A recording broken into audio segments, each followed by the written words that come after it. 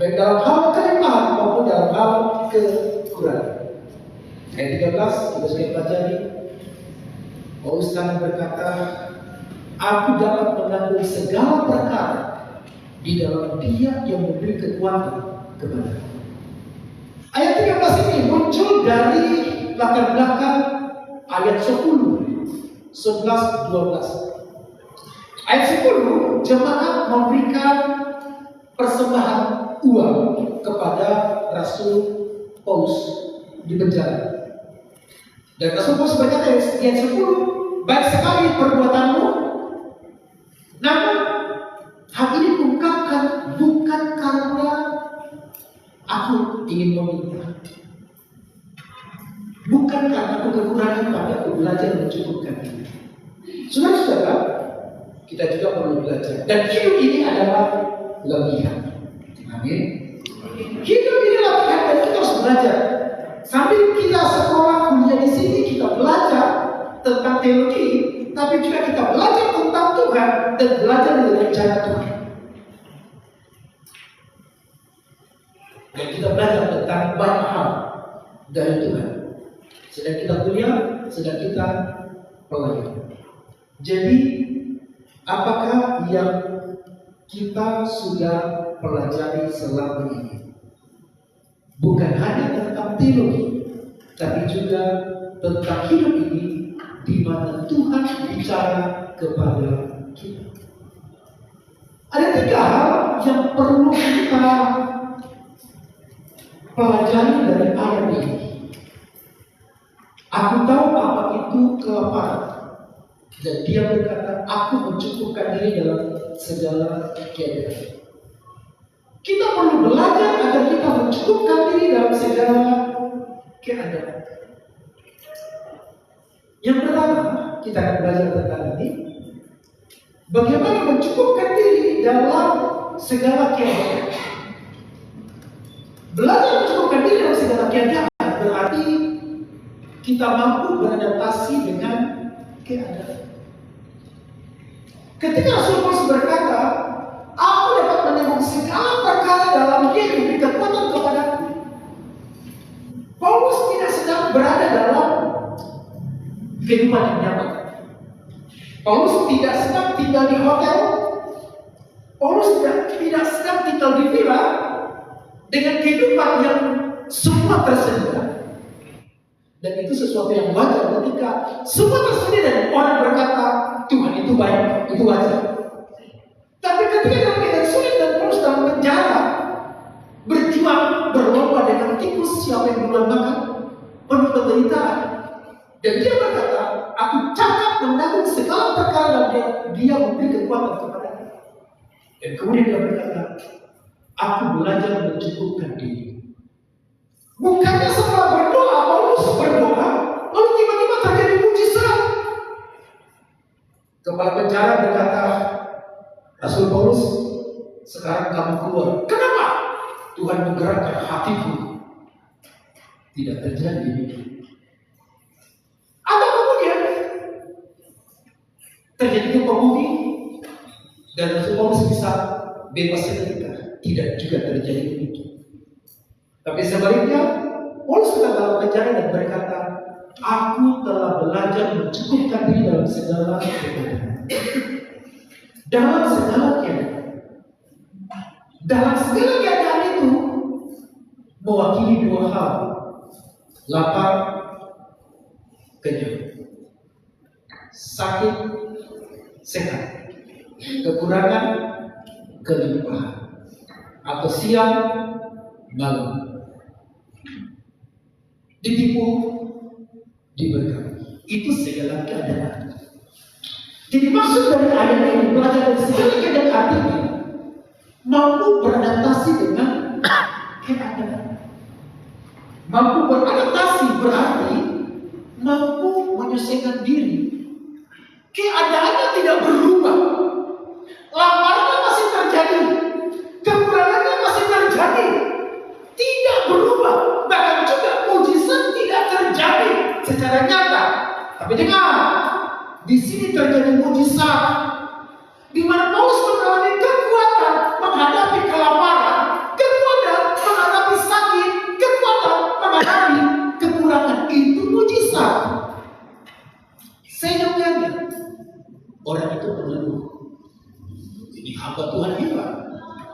Dia bisa mengeluh, tetapi dia berkata, aku belajar mencukupkan diri. Itu berarti bahwa dia mampu beradaptasi dengan keadaan.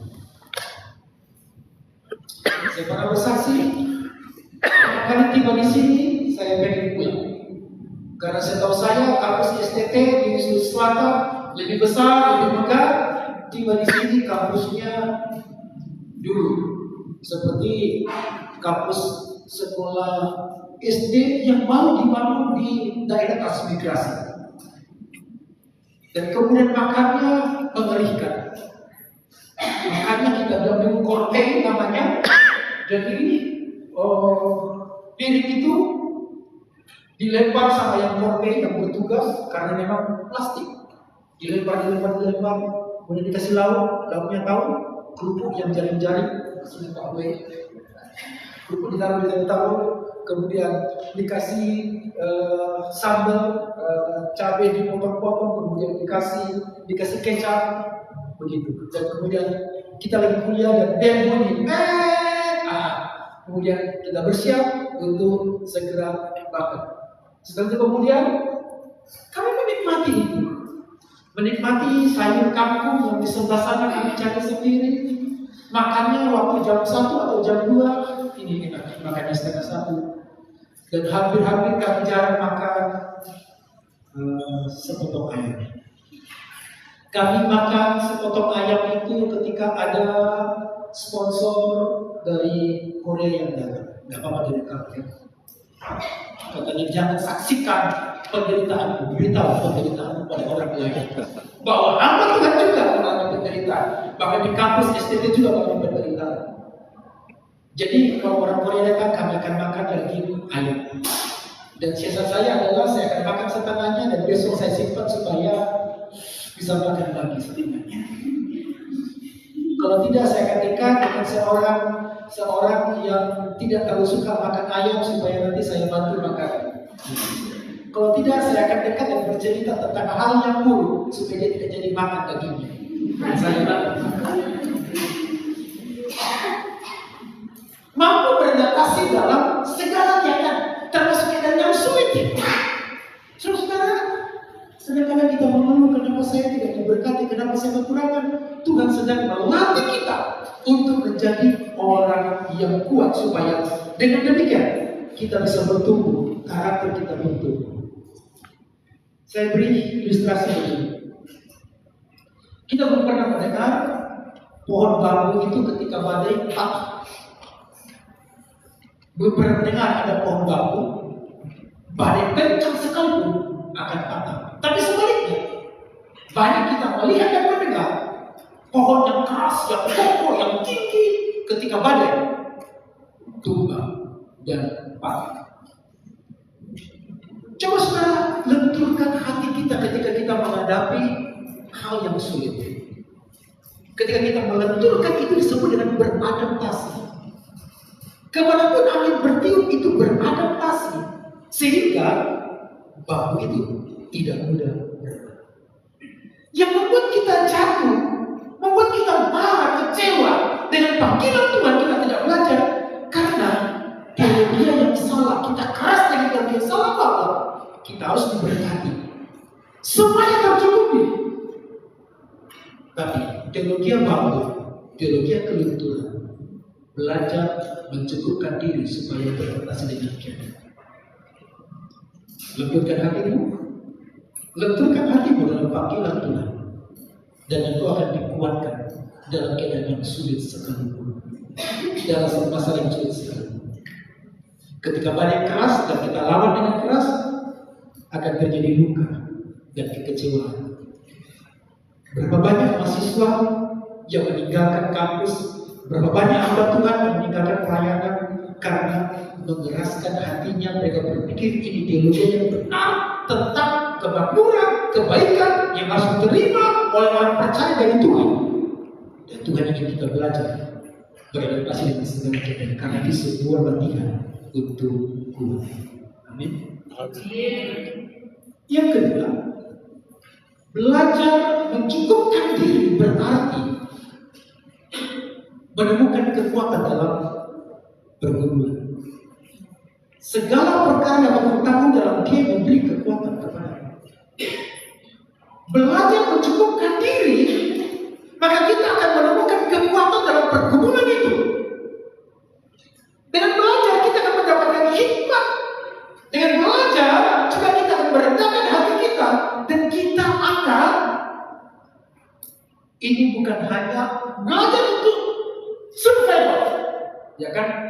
Kita diajar, dunia mengajarkan bagaimana supaya kita bertahan dalam masa sulit. Dunia mengajarkan supaya kita survival dalam keadaan yang tidak mudah.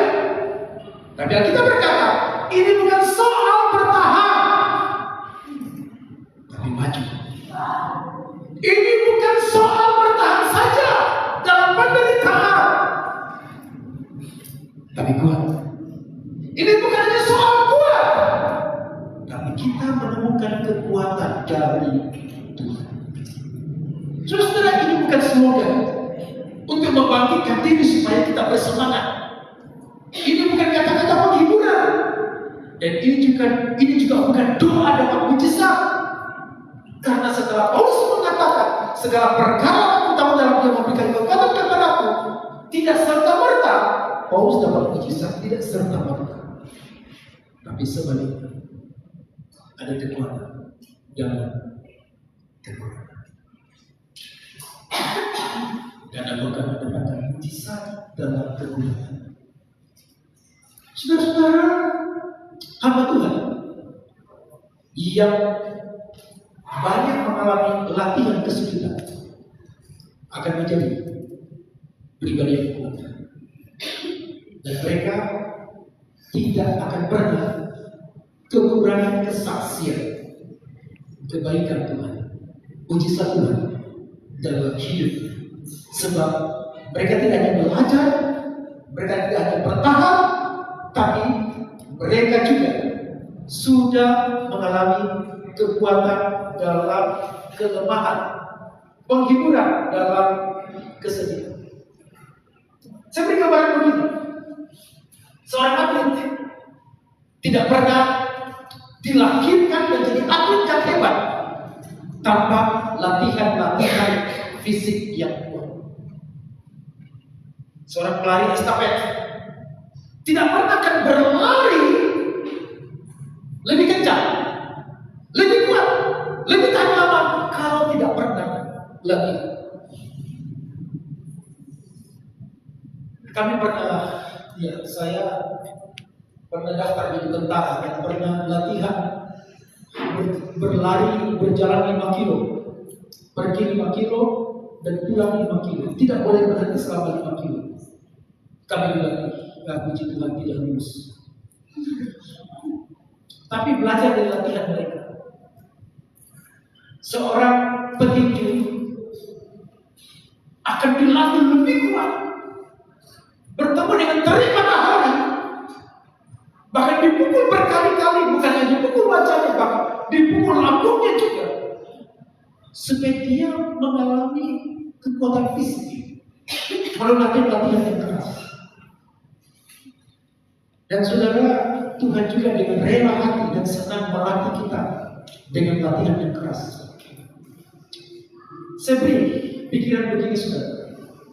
Kalau Rasul Paulus menulis kitab Filipi ini dan di masa tuanya, seorang rasul kaliber yang sudah mendirikan banyak jemaat, sudah menulis begitu banyak surat, tapi masih membutuhkan latihan. Apalagi kita yang sedang kuliah saat ini. Maka pertanyaannya, masalah yang sulit apa yang sedang saudara alami? Ini bukan kemungkinan. Itu adalah latihan bagi kita sebagai anak Tuhan dan sebagai hamba yang dipercaya untuk mengajarkan firman kebenaran yang kuat dan hidup. Dan Rasul Paulus harus mengalami firman yang kuat dan hidup juga. Ini menjadi kesaksian bagi banyak jemaat. Amin, saudara. Saya pernah bersaksi, saya pernah tidak makan 2 hari. Dan kalau ibadah hari Minggu, saya harus melipat perut saya supaya tidak bunyi peternakan di dalam. Karena angin sudah penuh dengan angin. Saya pernah mendapatkan uang dalam lapar 2 hari, pernah mendapatkan uang 20.000. Senang sekali akhirnya bisa makan.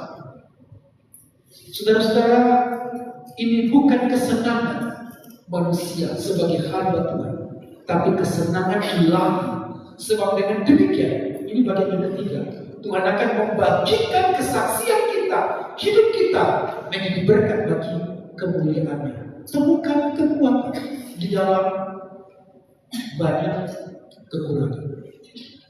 Yang ketiga, belajar mencukupkan diri berarti menemukan rencana Tuhan di balik kesulitan tersebut. Belajar mencukupkan diri berarti bukan hanya menemukan kekuatan, tapi menemukan rencana Tuhan di balik seluruh kesulitan.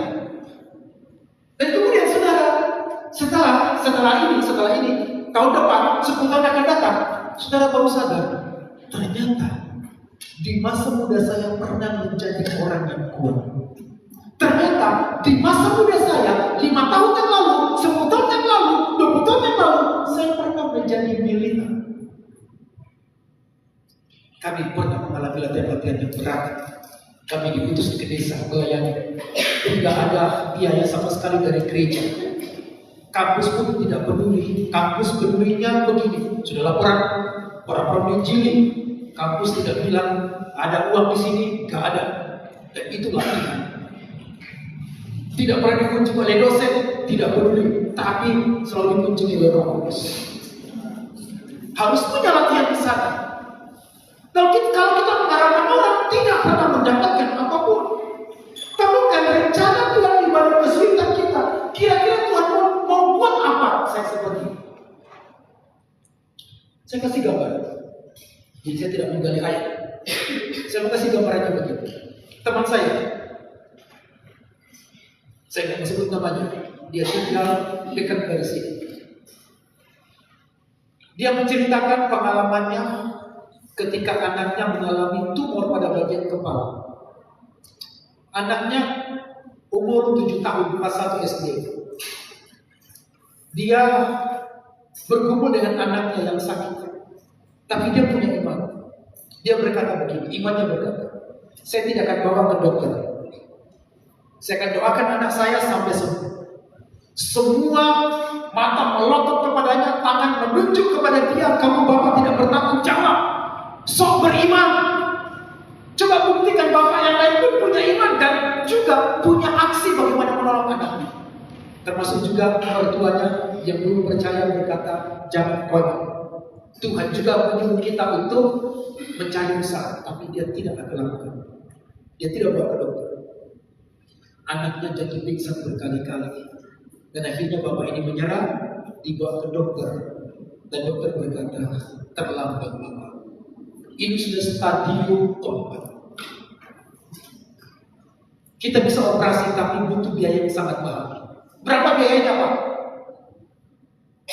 Mungkin sekitar 300 juta. Itu sekitar 22 tahun yang lalu. Atau 20 tahun. 300 juta. Maka dia menjual tokonya, dia punya toko, ada 2, dia 1 dijual, belum cukup juga. Dan dia menjual tanah di Jawa, belum cukup juga. Tanah mertua juga dijual, sudah puji Tuhan cukup. Operasi, dan puji Tuhan, selesai. Anak tertolong, anak hidup. Dia puji Tuhan, dia puji Tuhan. Naik kelas 2 SD, anak ini tiba-tiba jatuh pingsan di sekolah, dibawa pulang, ternyata kambuh lagi, tumornya sudah menjalar. Ada benih tumor yang tumbuh dan meninggal. Bapak ini sedih. Kenapa Tuhan? Saya beriman tapi Tuhan tidak dengar. Semua sudah dijual, tinggal toko kecil saja. Dapat apa? Tanah pun sudah dijual. Dapat apa Tuhan?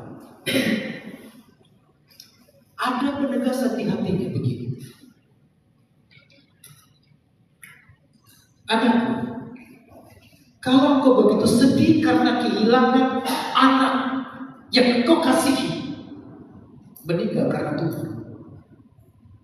Ada banyak orang tua yang kehilangan anaknya meninggal karena berbagai hal.